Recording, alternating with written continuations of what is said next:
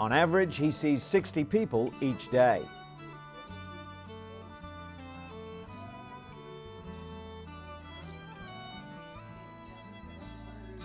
His simple work practices are in keeping with his simple and very disciplined life. He rises at 5 a.m. each morning, bathes in cold water, and prepares to have a coffee. Then he takes bread and milk and goes to work. Dr. Lakshmanan believes his daily regime is what has kept his body trim and healthy and his mind sharp. The much-loved medicine man plans to keep healing the sick for some years to come, Guinness World Record or not.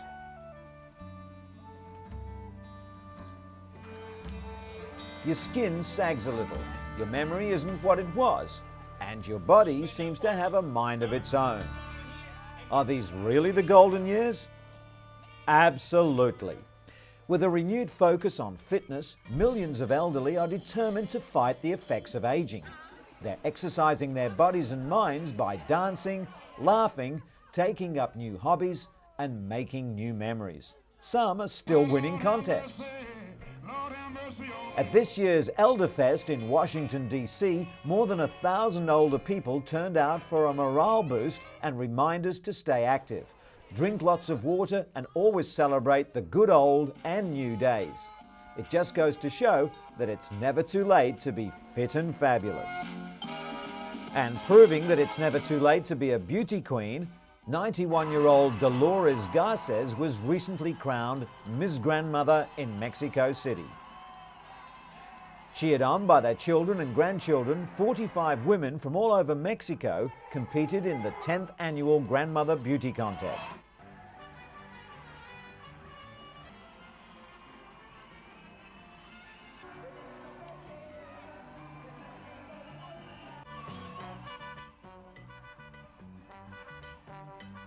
While there was no bathing suit competition, contestants strutted their stuff in glamorous evening gowns and traditional Mexican dresses.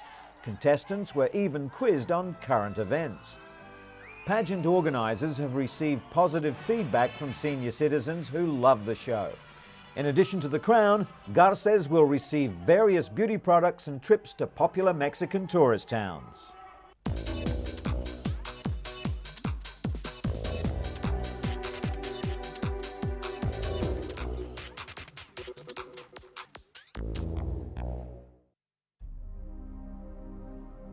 In response to the increasing number of anthrax scares in the United States, the Mayo Clinic has released a new rapid response DNA test that can determine if an individual has contracted the anthrax virus in under 30 minutes.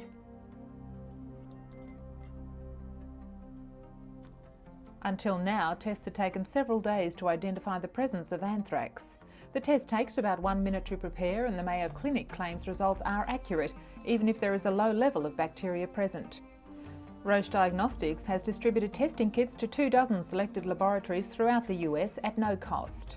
The test has not yet been approved by the US Food and Drug Administration, and it is not clear when or even if it will be in the near future. Another response to America's anthrax scare is a $25 home test kit. Pure Test claims to detect anthrax spores in the air, water and on surfaces. Some are warning such kits will only heighten already jittery nerves, while others argue they could help reduce unnecessary calls to overloaded police and physicians. Despite alarming scenes like these, the government continues to appeal for calm, but it's a message that's ringing hollow in cyberspace. Internet pharmacies are swamped with Cipro orders, the powerful anthrax antibiotic. Unnecessary use of Cipro can actually cause more harm than good by building up resistant bacteria. But as the threat of anthrax contamination continues, the message to stay calm is increasingly falling on deaf ears.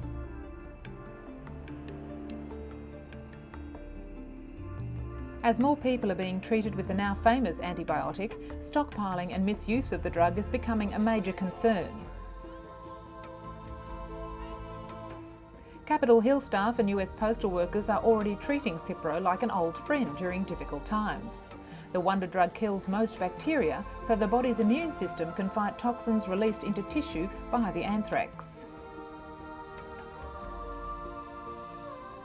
But doctors warn this drug must be used very carefully. For instance, if a dose is missed, the anthrax multiplies, but this time with a possible resistance to Cipro. All antibiotics have side effects, but Cipro can be particularly strong and even antacids can make it ineffective. Experts say antibiotic abuse will hurt more people than actual anthrax exposure. The bacteria may develop resistance to Cipro naturally over the course of years, but with widespread abuse it could happen within months. As a result of the recent spate of anthrax attacks in the United States, biologists and other researchers are taking steps to raise security at universities and institutions where hazardous bacteria is stored.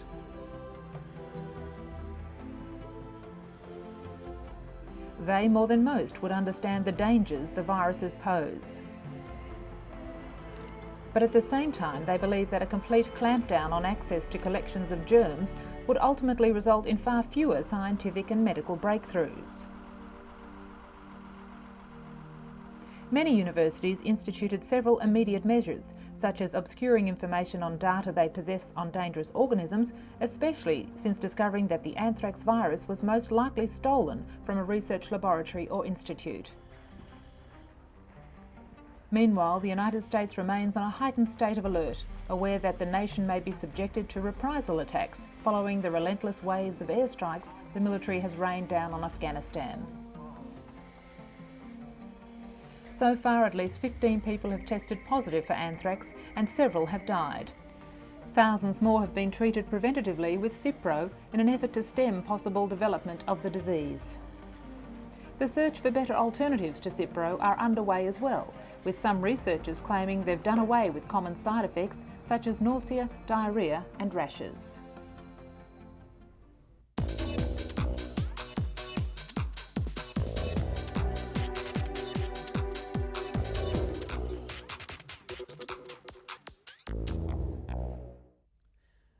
Delia Gamboa suffers from postpartum depression, a crippling condition which affects more than 15% of new mothers.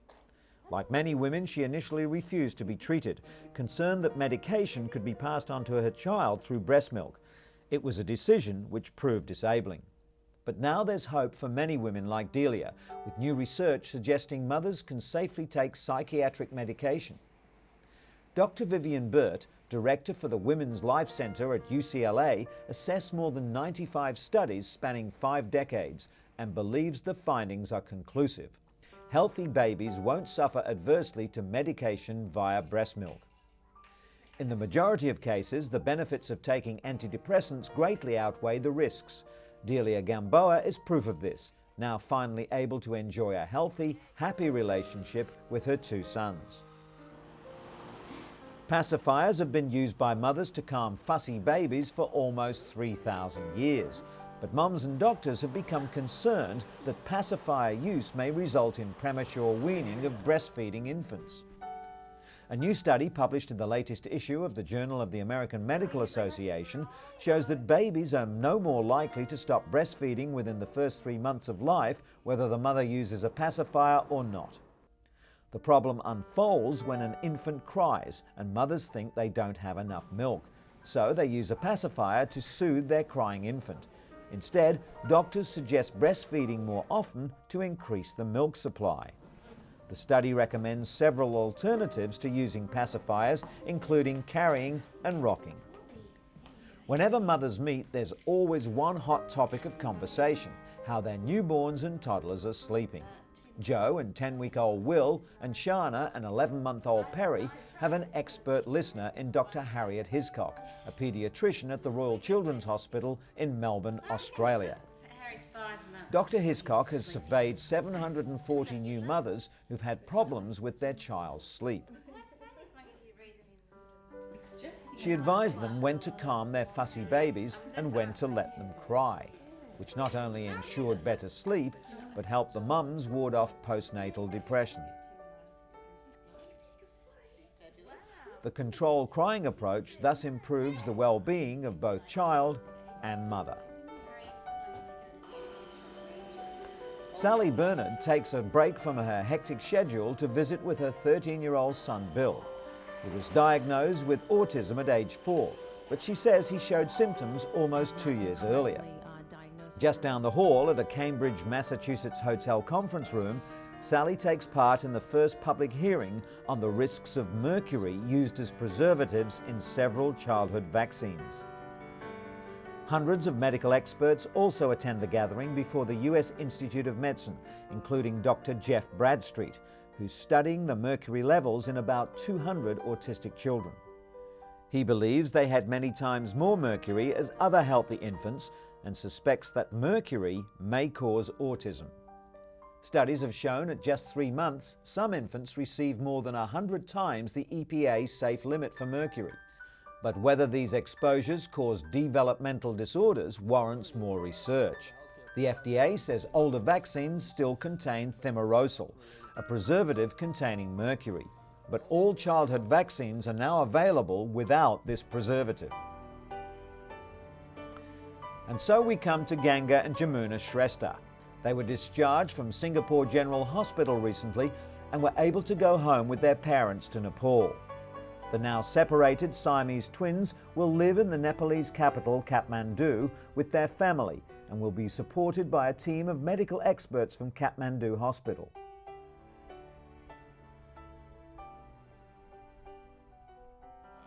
The surgeon who conducted the 100-hour operation to separate the twins told a news conference that the girls were ready to go home to rest, grow and develop. Professor Ho Yun explained that the 18-month-old girls had already been through quite an ordeal, such as major operations every other day for about 3 to 4 months. Naturally, their parents, Father Bushra and Mother Sandhya, were delighted to be going home with the whole family, but they'll return to Singapore next year for skull reconstruction surgery. The babies, who were kept on ventilators in a drug-induced sleep for days after the surgery, have not suffered any major strokes, brain swelling or brain infections. Doctors said Jamuna, the stronger of the two, now tries to roll over and is learning to sit. Though slightly heavier at 8.2 kilograms, Ganga has yet to catch up with her sister's development.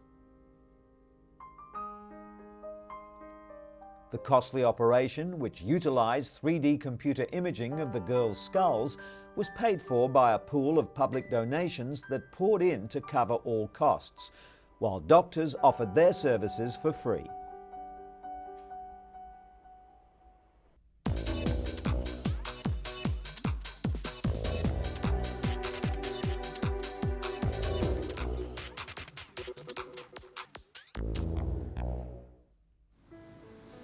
Architect Alison Dunn has multiple sclerosis, a neurological disease that strikes younger people.